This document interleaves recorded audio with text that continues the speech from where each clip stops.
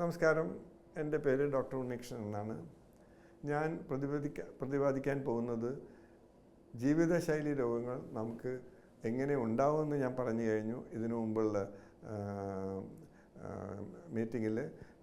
അത് എങ്ങനെയാണ് നമുക്കത് മനസ്സിലാവുന്നത്, അതിനെന്താണ് ചികിത്സ എന്നാണ് ഞാനിപ്പോൾ പറയാൻ പോകുന്നത്.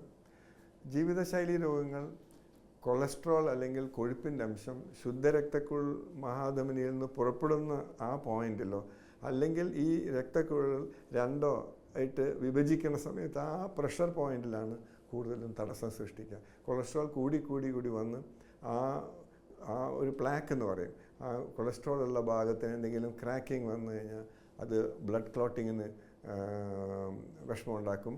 അത് കഴിഞ്ഞാൽ ആ ക്ലോട്ട് ഇപ്പോൾ തലച്ചോറിലേക്ക് പോവുകയാണെങ്കിൽ സ്ട്രോക്ക് ഉണ്ടാവാം, ഹാർട്ടിലേക്കാണെങ്കിൽ ഹാർട്ട് അറ്റാക്ക് ഉണ്ടാവാം, കാലിലേക്കാണെങ്കിൽ പെട്ടെന്ന് കാലിലേക്ക് നമുക്ക് നടക്കാൻ ബുദ്ധിമുട്ടുണ്ടാവാം.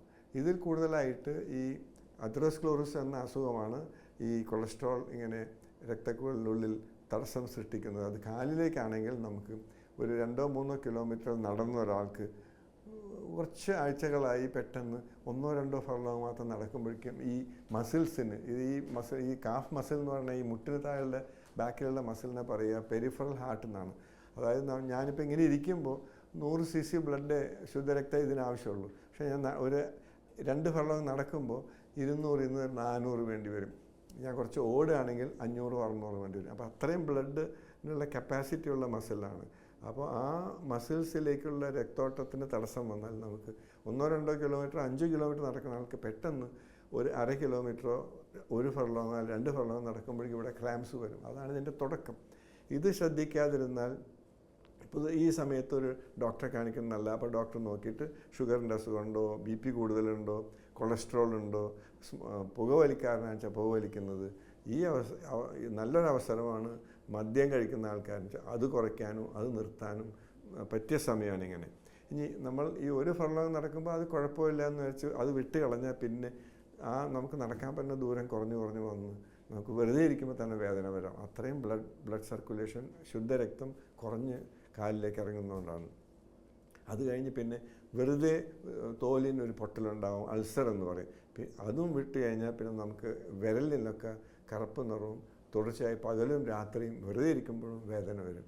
ഇത് നമ്മൾ ശ്രദ്ധിക്കാതിരുന്നാൽ കാര്യം വളരെ അവതാളത്തിലാവും, കാലിന് നഷ്ടപ്പെടാൻ പ്രയാസമുണ്ട്. അപ്പോൾ ഇങ്ങനത്തെ ഇത് തുടങ്ങുന്ന സമയത്ത് തന്നെ അല്ലെങ്കിൽ ചെറിയൊരു മുറിവ് വന്നു, ഡയബറ്റീസ് ആണ്, വലിയ വേദനയില്ലെങ്കിൽ ആ മുറിവിന് എന്താ പ്രത്യേകിച്ച് ആക്സിഡൻറ്റ് ഉണ്ടാവാതെയും അവിടെ ഇവിടെ തട്ടാതെയും മുട്ടാതെയും മുറിവുണ്ടാവുകയാണെങ്കിൽ ഡോക്ടറെ അടുത്ത് ചെന്നാൽ ഞങ്ങൾ എന്താ ചെയ്യുക വെച്ചാൽ ഈ ഭാഗത്താണ് വയറ്റിൽ നിന്ന് വരുന്ന മഹാധമനി നമുക്ക് തൊട്ട് കഴിഞ്ഞാൽ മനസ്സിലാക്കാൻ പറ്റും എൻ്റെ പൾസ് ബീറ്റ്. പിന്നെയുള്ളത് ഈ ജോയിൻ്റെ താഴെ, പിന്നെ പാദത്തിൽ അതിൻ്റെ ആ ബീറ്റ് നമുക്ക് മനസ്സിലായാലും ഇല്ലെങ്കിലും പ്രത്യേകിച്ച് മനസ്സിലായില്ലെങ്കിൽ ഒരു ഡോപ്ലർ ടെസ്റ്റ് എന്ന് പറഞ്ഞ ടെസ്റ്റ് ചെയ്യുമ്പോൾ ഒരു മെഷീൻ ഉപയോഗിച്ച് ECG ഒക്കെ എടുക്കുന്ന മാതിരി അവരിങ്ങനെ ആ പോയിന്റിൽ വെച്ച് പറയും. അപ്പോൾ രക്തോട്ടം നോർമലാണോ അല്ലേ എന്നുള്ളത്. നോർമലാണെങ്കിൽ നമുക്കത് തൊട്ട് കഴിഞ്ഞാൽ തന്നെ മനസ്സിലാവുന്നതാണ്. ഇത് നമുക്ക് പറ്റില്ല. രോഗിക്ക് കൂടുതൽ സിംറ്റംസും ബുദ്ധിമുട്ടുമാണെങ്കിൽ നമ്മളൊരു CT ആൻജിയോഗ്രാം എടുത്തു കഴിഞ്ഞാൽ നമുക്കറിയാം എവിടെ തടസ്സമുണ്ട്. അത് കഴിഞ്ഞ് അപ്പോൾ ആദ്യമേ ഞങ്ങൾ 3-4 ഗുളികളാണ് കൊടുക്കുന്നത്. എക്കോസ്പ്രിൻ എന്ന് പറയും, സ്റ്റാറ്റിൻ, പിന്നെ സ്റ്റാറ്റിൻ എന്ന് പറഞ്ഞ് കൊളസ്ട്രോൾ കുറയ്ക്കാനുള്ളത്, പിന്നെ BP-യോ ഷുഗറുള്ള മരുന്നും കൊടുക്കും.